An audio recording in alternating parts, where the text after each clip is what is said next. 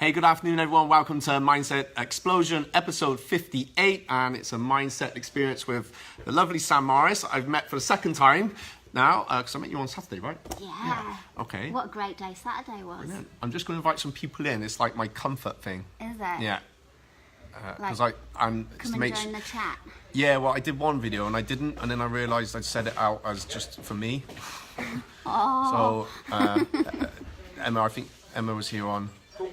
We worked out in the end because I was able to like make it not public, not private, and made it public in the end. So I got you. yes. It's good seeing behind the scenes. Yay! I know. You know, if I was doing that, I'd have my tongue out. I don't think I've done that yet. If you're just tuning in, please hashtag Mindset Explosion. We'll get started in just a bit. We're surrounded by cameras now as well. So, Sam, you've got your own vlog. Yeah. All right. Let's see who we got. We're going to say hello. We got one viewer. Patricia, Alina, hello. Perfect. All right. So please share this. Invite some friends in. We've had a great chat for the last hour. I've learned a lot about you. And it's all good. And you've given us some giveaways. So I think the team are going to use that for a Friday freebie. So they'll have to tune into Cheltenham Martial Arts page for that one. I was tempted to give it away, but yeah. And here's some of your art as well. Yeah, I thought we'd get some cows in to just like casually photo bomb us as we're chatting. I love. Oh, they're very different. They are different styles. So you've got a fun style and you've got a realistic style. Yeah. And my artwork started on the real side. Yeah. And then just one day in the studio, wanting a bit of fun with colour, the cartoon cows happened. Yeah. And commercially, that's been really successful. Cool. Yeah. All right. And because I want to talk a bit about mindset as well. Yeah. And I want to talk a bit more, find out a bit more about what it is you do. And so it's really how we got to doing the cow. So, and I did ask, so I hope it's okay if we can just, so, because you, like, when I seen your video, I forgot to ask you the question. Go on. Yeah, no, I seen on one of your vlogs. It was, you were doing these two commissions for a married couple. Yes. Have they gone out now? Yeah. So they was all happy, right? Yeah. There's no divorce. It's all okay. So they did basically. Sam did like a commission for a husband and a wife that they were doing for each other, and they didn't know about it. Yeah. All right. So husband and the wife got in touch first. Yeah. Of course. Yeah. In the summer for a Christmas present. Right. Being really organised, and she said, "Can you paint my husband's cow?" Yeah. And then husband got in touch a little bit later, nearer to Christmas, and said, "Can you paint my wife's horse?" Yeah. And I was like, do I confess? Do Yeah, I let them yeah. know? Okay. I don't know. Yeah. And then I talked to a few people about it and they said, no, do the commission. Yeah. So it ended up being this ridiculous situation where I had to travel from Gloucestershire to Scotch Corner to deliver to deliver the cow to the wife and then drop down to Harrogate to meet the husband in a service station to give him so the horribly horse. wrong, you know. I can't tell you how many times I looked in the box and I had one hidden with a blanket in the car and I was like, have I given the right one to the right person? Right. And then I took a photo of each of them in the different service stations and then I made a video and I sent that to them on Christmas Day. Right. Oh, brilliant. Yeah. And so you can see the what episode was that on your YouTube vlog? Do you know what? That was before I started making vlogs. Oh, really? That was Christmas gone, and I started making vlogs in January. Right. So that was my first attempt at storytelling. Right. And how's the vlog going? So I'm sidetracked now, but we'll come back to. We're going to come back to Sam's start out in life because I think it's quite important and there's a good message in there on how you've kind of come full circle or whatever. Yeah. But yeah. So how are the vlogs going? Yeah, really well. Yeah. I'm a natural introvert, even though most people don't believe me. So by introvert, I mean I like to be on my own to recharge my energy. Yeah, I'm the same. Yeah. I think, do you know what? I think it's it's a quality in some respects as well. Yeah.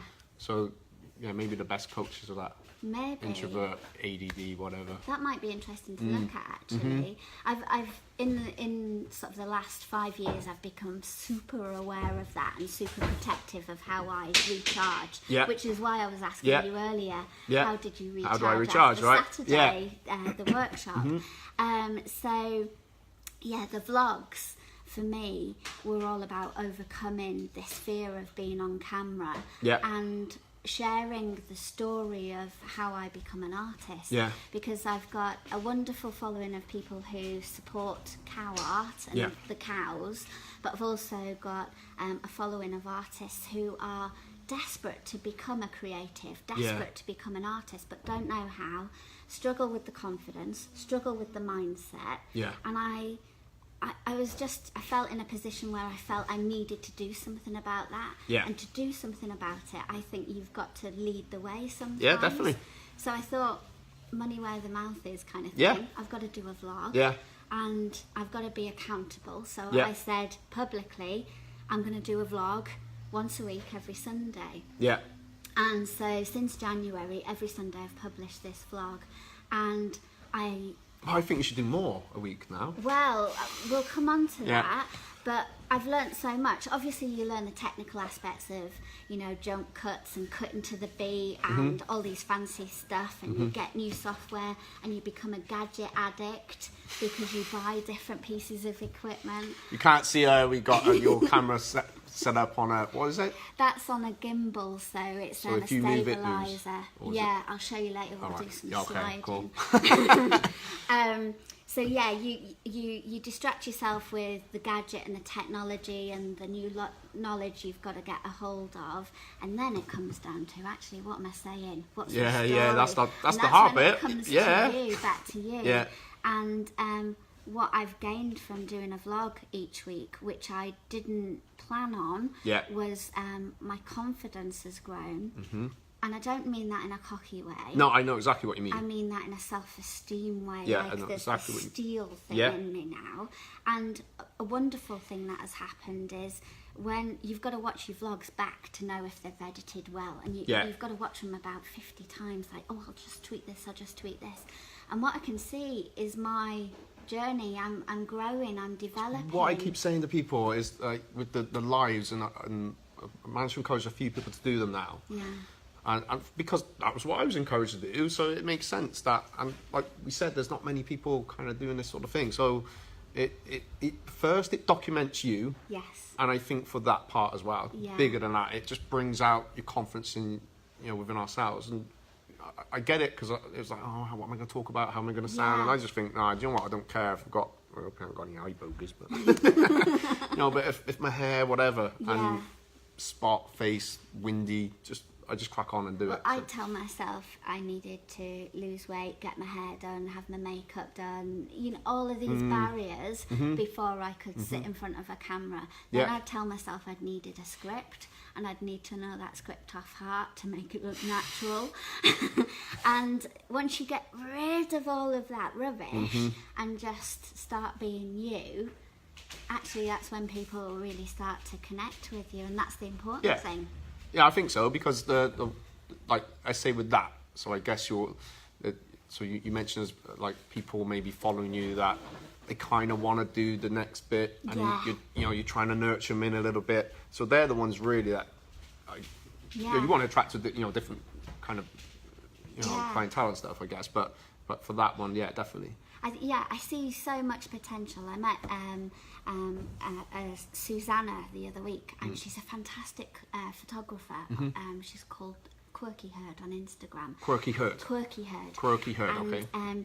For many years, she's been a hairdresser, and on the side, she's developed her photography skills. And she knows she's good at photography, but doesn't know how to challenge herself or take it to the next level. So we met up and had a coffee, and together that accountability grows. Like, if you do this and I do this, and if together we co-create this, what would that look like? And it just pushes ourselves that bit further. So she might be growing that way and I might be growing that way. It doesn't matter, we're both growing, because we've both said we just need that accountability, or we need that different inspiration. And because somebody else is in the mix, you kind of have that motivation to show up a bit more as well. And I think being a creative, being an introvert and a creative, it is so easy to hide away in your studio. Yeah, it is. In your little office somewhere, I've done that. So before we came on camera, you talked a little bit about your life and how we got to this part. So you've sound like you've had some real good careers in the past, and now you're doing something that you love to do and really enjoy, but hasn't been that easy journey. You started school when you were 13 years old after you found your dad. Would you like to say a little bit about it? Just because, we always, like we just said, it's going to reach out to someone. And also there's a lot of people that watch, I know they feel stuck in certain areas. And it's just to kind of have that inspiration. Oh, wow. Wow, what am I holding myself back for if Sam can go out and do that? Yeah. I guess if you take it right back, like say age 5. Yeah.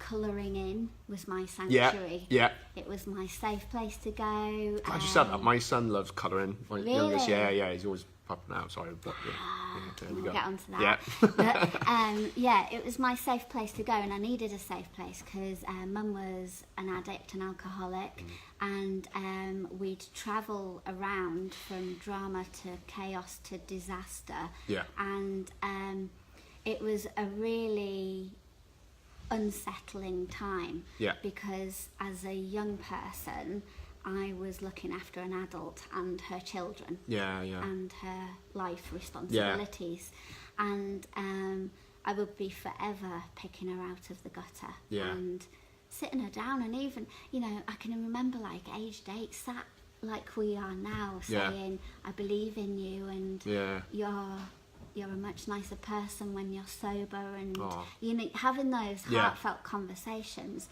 as a youngster. But then also dealing with adult responsibilities as a youngster, like reading the bills that were coming through and learning how to pay them, to stop bailiffs knocking at the door. Or... So this is all before you're 13? Yeah.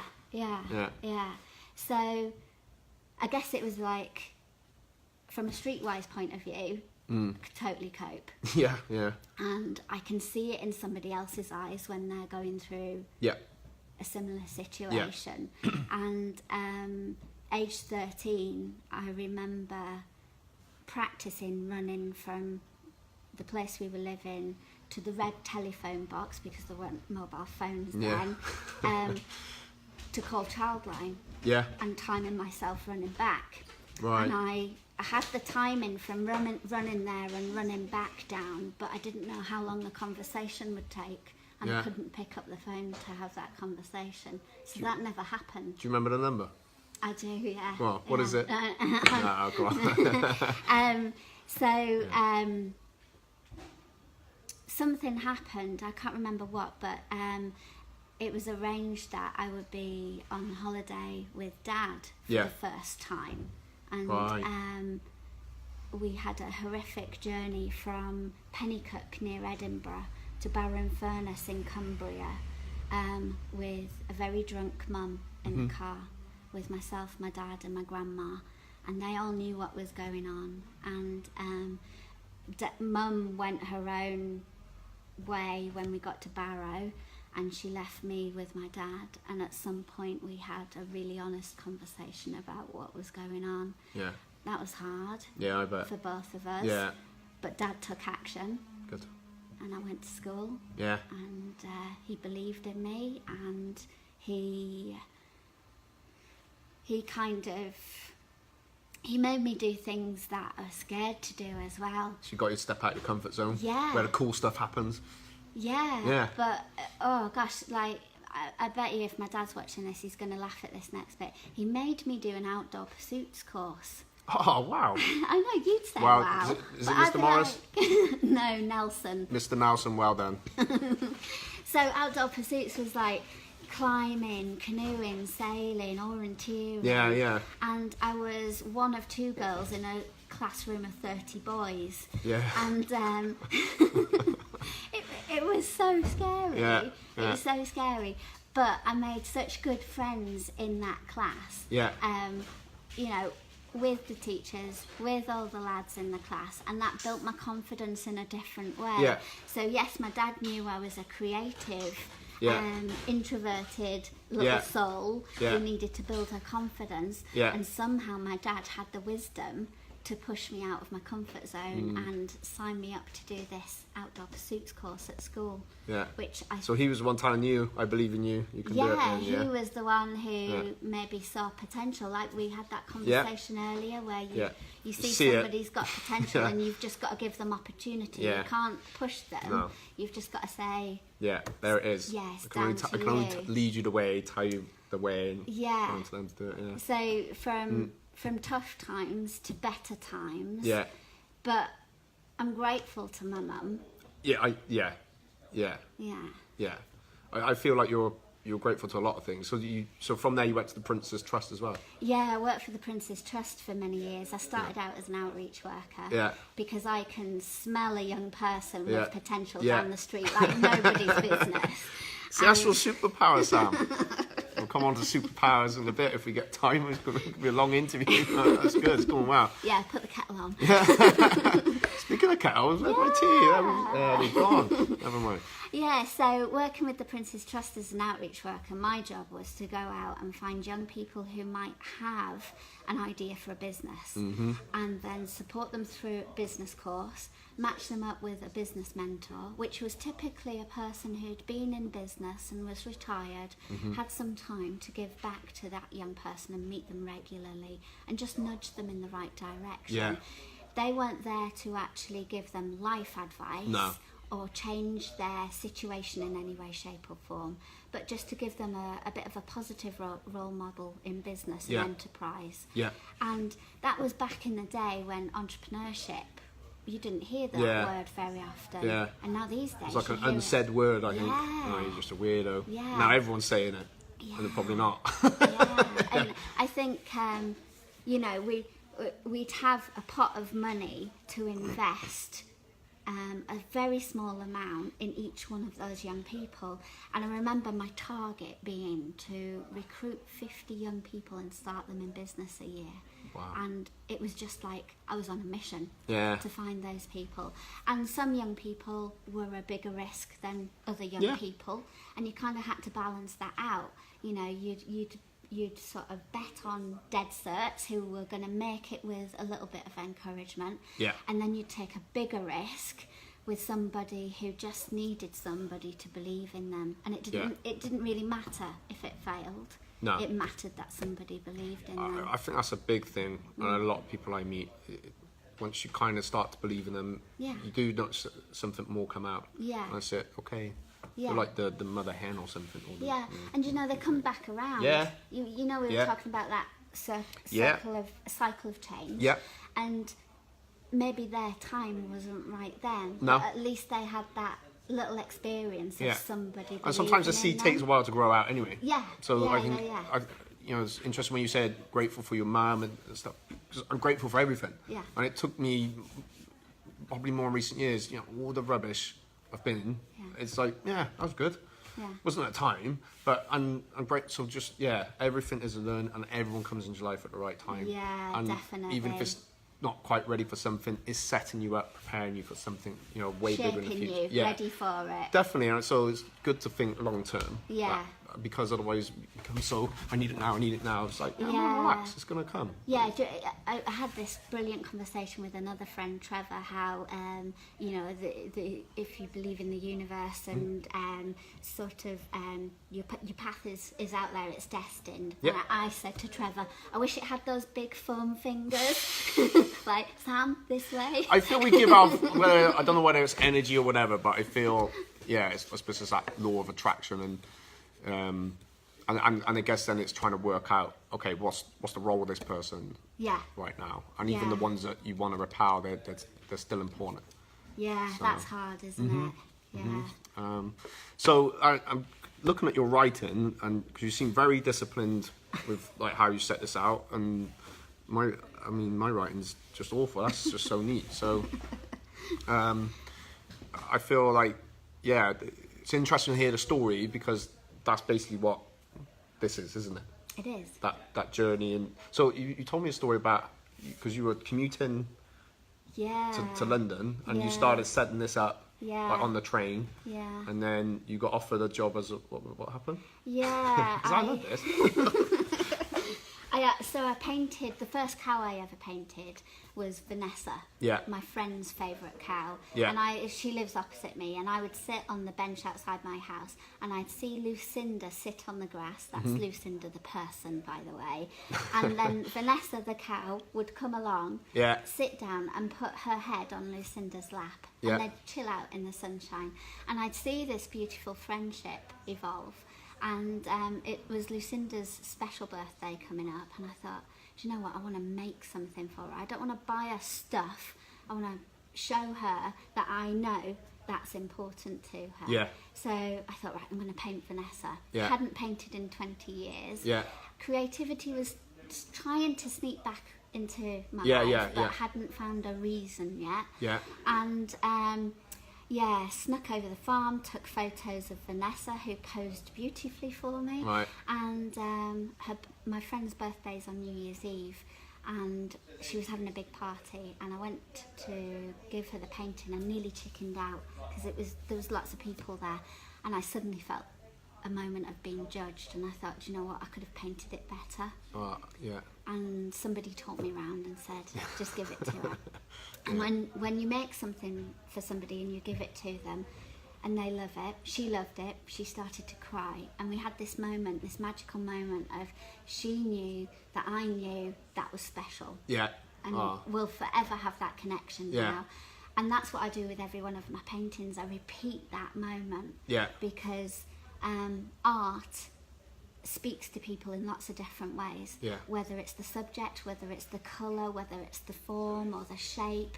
People have an emotive reaction to it. So I just thought, oh my God, that's such an amazing thing. That's what I want to do. And I was cross that I'd left creativity for so long. And I had this experience of working with the Prince's Trust, helping young people set up in business, and I kind of felt, now's my time. And at the time I was travelling from Cheltenham to Paddington in London every day, and that 2 hour there and 2 hour back, so 4 hours a day, I used it to write my blog, I used it to design my website, I used it to learn about stuff I needed to, about being an artist in business. And I didn't realise it then, but I was strategising my exit from being employed to being self-employed. I never thought I'd be brave enough to take the leap. I never thought in this world I'd be an artist. In fact, I felt a bit of an idiot letting those words come out of my mouth.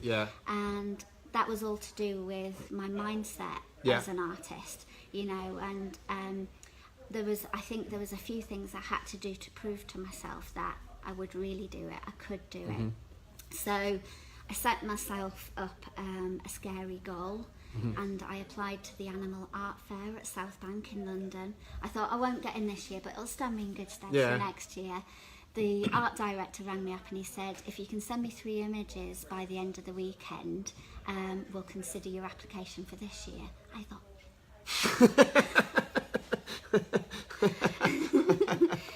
So my friends brought me a bottle of wine and a box of chocolates. They went off and partied, and I stayed at home and I painted 3 cows to submit to this guy. I got in, and my first exhibition was at South Bank in London.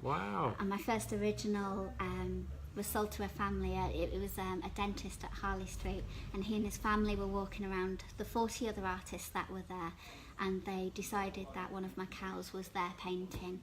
And he said to me, why don't you price your originals? Is there too many noughts to fit onto the price tag? And I was like, ha ha ha ha ha. Meanwhile, nervous inside. And he went, no, seriously, how much is it? And I said, it's £1,000. I don't know where that figure came from. Because I thought, don't price your originals, you're not going to sell them. Don't be silly, don't bother even thinking about it. And he said, oh, okay, I'll take it. So you thought bargain basement, I bet, then. And that taught me a very quick lesson of thinking about your confidence and your pricing. And so do you think he would have paid more? Because it sounds like it. I think he would, but that doesn't matter. No, that doesn't matter, but it's just interesting. Yeah, I think he would have paid more, but to me that was a phenomenal amount. And for me to be brave enough on night 1, maybe on night 3 when you've sold some stuff definitely. And you think, oh yeah. But night 1, there was something that happened in my brain. You had nothing to lose. Yeah. Because like if you said no, I was like, well, I still got it anyway. You went there with like, I didn't. So yeah. Exactly. And that set my benchmark for my originals of that style then. Right. So then I came back to Gloucestershire thinking, I'm writing a business plan and I know my pricing. Yeah. And I've got this experience to put into a business plan. Yeah. And now I need to plan an exit. So I had this, I was in the office with my chief exec and she was planning her exit to leave the charity to another, to be a chief exec elsewhere. And she'd always believed in me and always encouraged me, and she supported me through many promotions. Yeah. And she was a challenging lady. Yeah. And she said to me, Sam, you need to think about your application to be chief exec. And all that came out of my mouth was, I want to paint cows. And I didn't know that was going to come out of my mouth. And I can see her reaction now as I think back to that moment.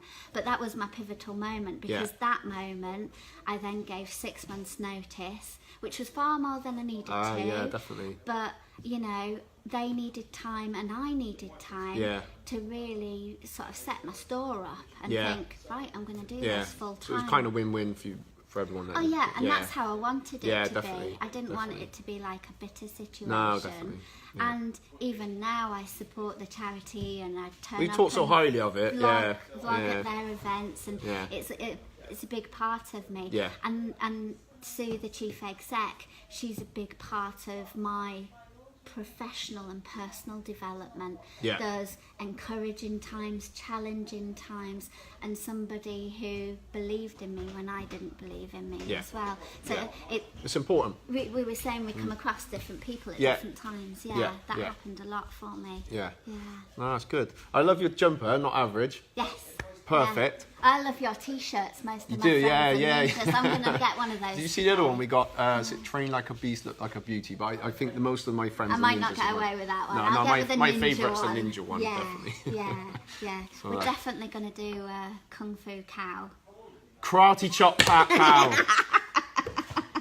For my Kung Fu friends watching, you can do Kung Fu Cow.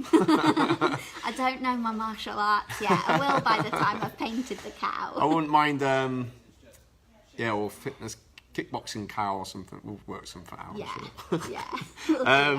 So just very quickly then, so it's Sam Morris, Cow Art, and you also run workshops for people that want to learn how to paint cows, which you, on your vlog, you said I didn't have any idea that people would turn up, but it's been booked out, sold out. It's been amazing. I thought in January I'll run one workshop.